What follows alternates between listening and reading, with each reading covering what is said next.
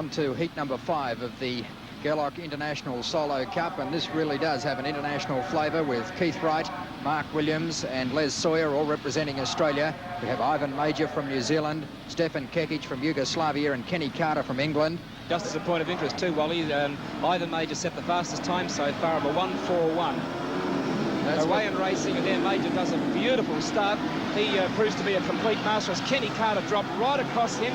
And that was a desperate piece of riding from the young British rider as they move down the back straight here at the Winfield Claremont Speedway. Kenny Carter in a very desperate mood at the moment. Major's chasing him as they come out of turn number 4. Moving down the main straight, Kenny Carter leading on machine number 3 from number 1, Ivan Major from New Zealand. Back in third place now is number 14, Keith Wright, and number 5, Mark Williams. But all interest is on out in front at the moment as the young 19-year-old British rider, Kenny Carter, leads this event. And I tell you what, Major wouldn't be very happy about the tactics that Carter just displayed. As they move out of turn 4, down the main straight, the yellow flag comes from the John Day. 1 lap left to go at the Winfield Claremont Speedway with Kenny Carter leading the former world champion Ivan Major. He looks a very determined boy at the moment, Carter, as he goes into the back straight. He's got a fairly handy lead over Major as they go into Pitts Bend for the last time. I don't think Major's making much impression on him. It looks like Carter will come down and win this heat as he leads them into the straight for the final time. He comes down to get the checkered flag. A good win to Kenny Carter of England, with Ivan Major finishing second and Keith Wright finishing third.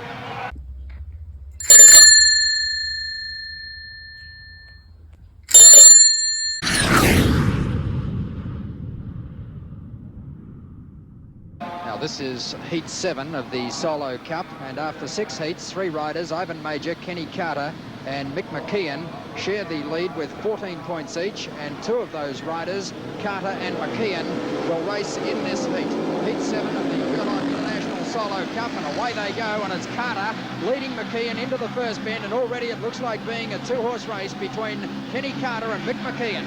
As they move down the back straight, there is Kenny Carter in devastating form tonight. He moves up to a half-track high run on the large Claremont track. As they move out of turn number 4 and move down the main straight, 1 lap down and 2 to go. Kenny Carter's out in front and he's going like a jet. In second place is number 8, this mighty Mick McKeon. Back to number 47 there, Clayton Isbell. As they come out of turn 2 and move down the back straight, Kenny Carter, who is in devastating form here tonight on his first appearance back at the Winfield Claremont Speedway after a very successful British League season. Out of turn 4, the yellow flag goes to machine number 3 out in front, Kenny Carter, from number 8, mighty Mick McKeon, and 47, Clayton Isbell.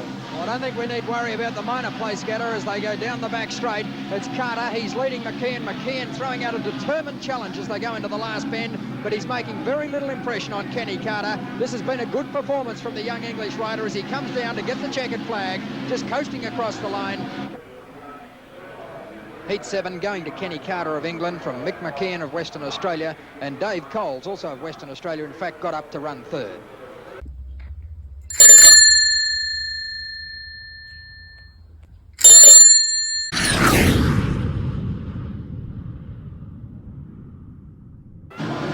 Let's see how Major fares from the extreme outside. There's a false start. A false start in heat 8.